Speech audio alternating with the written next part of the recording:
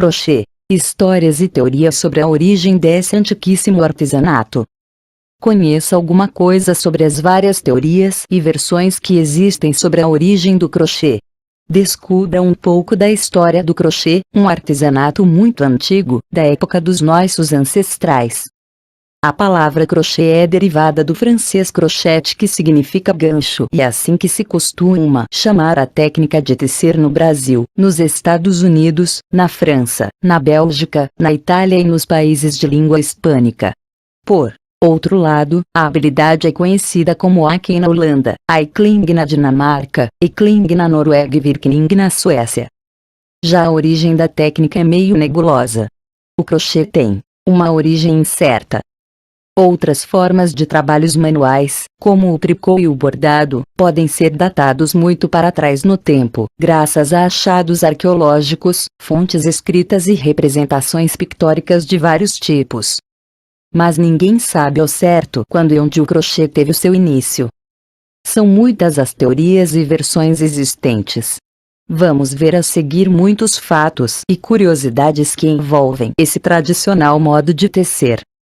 Acredita-se que o crochê possa ter vindo do Egito, da China, das Arábias ou, até mesmo, de tribos indígenas da América do Sul. Segundo a americana Annie Louise Potter, pesquisadora, viajante pelo mundo e especialista em crochê, a arte moderna do verdadeiro crochete, como o conhecemos hoje, foi desenvolvida durante o século XVI. Tornou-se conhecido como o laço do crochete na França e rendas em cadeia na Inglaterra.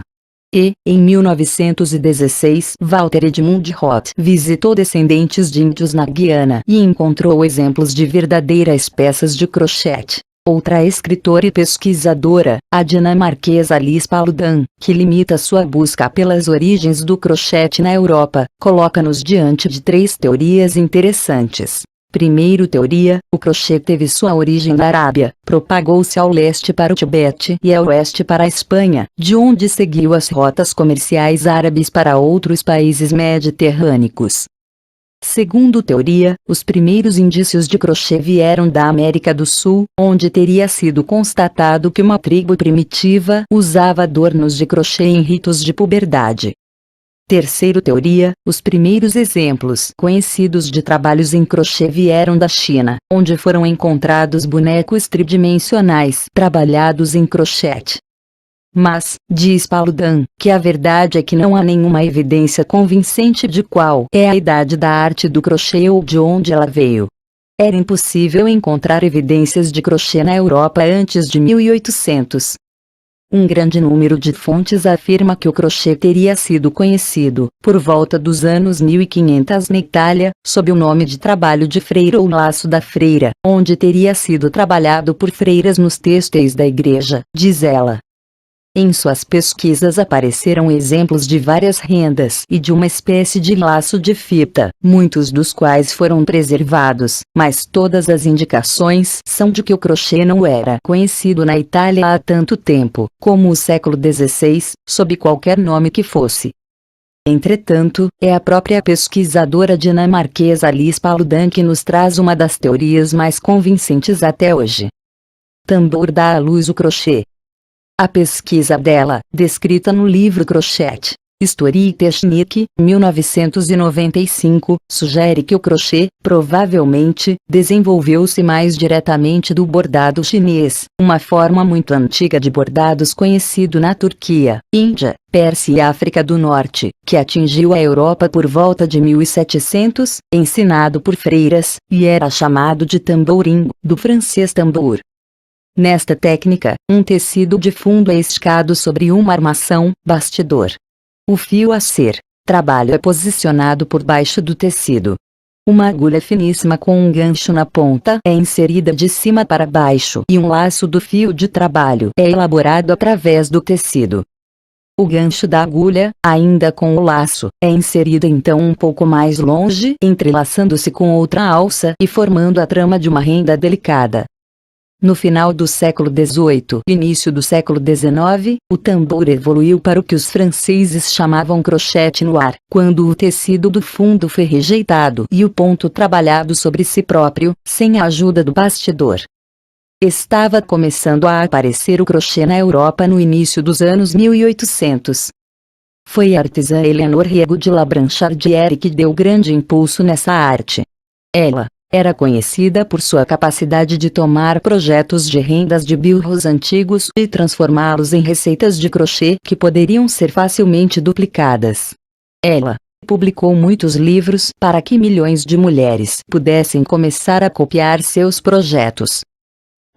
Riego também alegou ter inventado o laço lique crochet, hoje chamado de crochê irlandês, embora esse título também tenha sido requerido por várias bordadeiras da época. Importância do crochê irlandês. O crochê irlandês foi praticamente um salva-vidas para o povo da Irlanda. Ele ajudou a tirar da pobreza milhares de pessoas que passavam por dificuldades financeiras durante a fome da batata gerada pelos conflitos com a Inglaterra, que durou de 1845 a 1850. Nessa época, o povo irlandês foi jogado a uma pobreza abjeta. Durante estes tempos, as condições em que viviam e trabalhavam os irlandeses eram muito duras. Eles crochetavam entre as tarefas agrícolas e ao ar livre para aproveitar a luz solar. Depois de escurecer, eles se transferiam para dentro de casa e trabalhavam à luz de uma vela, um fogo de turfa de queima lenta ou uma lâmpada a óleo. Um lugar para manter seus trabalhos de crochê era problemático, pois muitos estavam vivendo em miséria extrema. E, como não tinham nenhum outro lugar, eles guardavam o trabalho sob a cama, onde, inevitavelmente era muito sujo. Felizmente, a peça de crochê podia ser lavada e seu brilho original completamente recapturado. Ironicamente, os compradores estrangeiros não sabiam que suas golas e punhos delicados tinham sido feitos em habitações primitivas sob condições miseráveis. Os trabalhadores irlandeses, tanto os homens como as mulheres e crianças, foram organizados em cooperativas de crochê. Escolas foram formadas para ensinar a habilidade e professores foram treinados e enviados a todos os locais da Irlanda, onde os trabalhadores foram logo criando seus novos padrões próprios. E, embora mais de 1 milhão de pessoas tivessem morrido em menos de 10 anos, o povo irlandês sobreviveu à fome. As famílias, baseando seus ganhos nos trabalhos com crochê, tiveram a oportunidade de economizar o suficiente para emigrar e iniciar uma nova vida no exterior, levando as suas capacidades de fazer crochê com eles. Os irlandeses emigraram para a América, cerca de 2 milhões entre 1845 e 1859, 4 milhões até 1900. As mulheres americanas, ocupadas com suas tecelagens, tricôs e bordados, não poderiam deixar de ser influenciadas para incluir no rol de seus trabalhos manuais as habilidades de crochê dos seus novos vizinhos. As ferramentas e os materiais. Ao longo dos tempos, tem sido utilizados uma variedade imensa de materiais. Fios de cabelo, gramas, juncos, pelos de animais, peles e tendões de animais, cânhamo, linho, lã, ouro, prata, cobre, fios de seda, fios de algodão. Hoje temos à nossa disposição uma enorme variedade de algodão, lã, seda e fios sintéticos. Podemos, também, crochetar com vários materiais incomuns como fios de cobre, tiras de plástico, sisal, juta, retalhos de tecidos, e até mesmo pelo de cão. E sobre a ferramenta de crochê? Hoje podemos entrar em uma loja de fios e comprar agulhas de alumínio, plástico ou aço disponíveis em mais de 25 tamanhos. Em tempos antigos, no entanto, eram usados tudo que os artesãos pudessem ter em mãos. Dedos em primeiro lugar, em seguida, ganchos feitos de metal, madeira, espinha de peixe, osso de animal, chifre, colheres velhas, dentes de pentes descartados, bronze, madrepérola, concha de tartaruga, marfim, cobre, aço, vulcanite, ebonite, prata e ágata. Na Irlanda, no momento da Grande Fome, 1845-1850, quando pelo menos uma pessoa de cada família produzia o finíssimo crochê irlandês, eram usadas como agulhas, um fio de arame rígido, inserido em uma cortiça ou em um pedaço de madeira ou casca de árvore, com a ponta lixada e dobrada em um pequeno gancho. As coisas que foram feitas com crochê ao longo do tempo. Nos primeiros séculos, o homem, e esse era o trabalho do homem, criava seus trabalhos manuais para propósitos práticos. Caçadores e pescadores criavam redes de fibras tecidas, cordões ou tiras de pano para capturar animais, peixes ou aves. O trabalho manual foi expandido para incluir decoração pessoal nas ocasiões especiais, como ritos religiosos, festas, casamentos ou funerais. Pode-se ver cerimoniais com ornamentação e enfeites com peças tipo crochê e trajes decorativos para braços, tornozelos e pulsos. Na Europa do século XVI, a realeza e os ricos derramaram-se em guarnições de rendas, vestidos, jaquetas, chapéus, mas, para os povos pobres, vestir-se com esses adornos só acontecia em sonho. Então, é de se supor que o crochê foi desenvolvido como imitação da renda do rico e se tornou a renda dos pobres. Avançando aos tempos vitorianos, as receitas de crochê começaram a ser utilizados para fazer suportes de vasos de planta, tampas de gaiola de pássaro, cestas para cartões de visita, cestos de papéis, toalhas de mesa, capas para proteger cadeiras, bolsas de tabaco, bolsas, bonés e coletes masculinos, até mesmo um tapete como aquecedor de pés para ser colocado sob a mesa de carteado. De 1900 a 1930 as mulheres também se ocupavam crochetando tapetes de descanso, tapetes de trenó, tapetes de automóveis, almofadas, protetores e enfeites para bule e garrafa de água quente.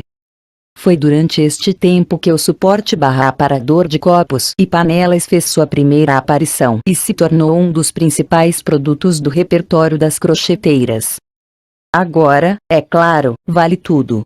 Na década de 1960 e 1970 o crochê decolou como um meio de forma livre de expressão que pode ser visto hoje em esculturas tridimensionais, artigos de vestuário, ou tapetes e tapeçarias que retratam desenhos de cenas abstratas ou realistas.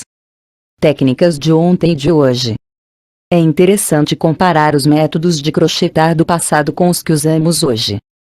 No período 1824-1833, por exemplo, segundo documentado na revista holandesa Penelope, tanto o fio quanto a agulha eram mantidos na mão direita e o fio era passado sobre o gancho da agulha com o dedo indicador direito. Já, os livros de crochê de 1840 mostram a agulha sendo segurada na mão direita e o fio na mão esquerda, como as pessoas destras fazem hoje. Uma publicação alemã de 1847 indicou que deve-se sempre manter a mesma tensão, tanto no crochê ralo como no crochê denso, caso contrário, uma textura atraente nunca será alcançada. Além disso, se o trabalho não for redondo, deve-se quebrar o fio no final de cada carreira, uma vez que isto daria um acabamento mais fino para o produto. As receitas de hoje, graças a Deus, usualmente nos instruem a trabalhar ambos os lados, o avesso e o direito do crochê que estamos criando. Esta mudança ocorreu na virada do século XX. A pesquisadora Liz Paludan especula que a advertência para manter a mesma tensão parecia sugerir que as agulhas de crochê fossem da mesma espessura e que era esperado que o crocheteiro trabalhasse na tensão correta de acordo com a receita. Instruções de receitas antigas, que datam por volta de meados de 1800, mostram que a agulha era para ser inserida apenas na metade de trás da laçada, usando um único ponto de crochê, salvo indicação em contrário. Jean Lambert, um europeu, escreveu em 1847 que a inserção do ponto de crochê único na metade de trás da laçada do ponto era útil para fazer caminhos de mesa etc., mas inserir a agulha através de ambas as laçadas poderia ser usado para crochetear solas para sapatos e outros artigos que têm de ser mais espesso do que a média, mas a técnica não era adequada para os padrões da época. Hoje, é claro, a menos que dito para fazer o contrário, automaticamente insere-se a agulha através de ambas as laçadas.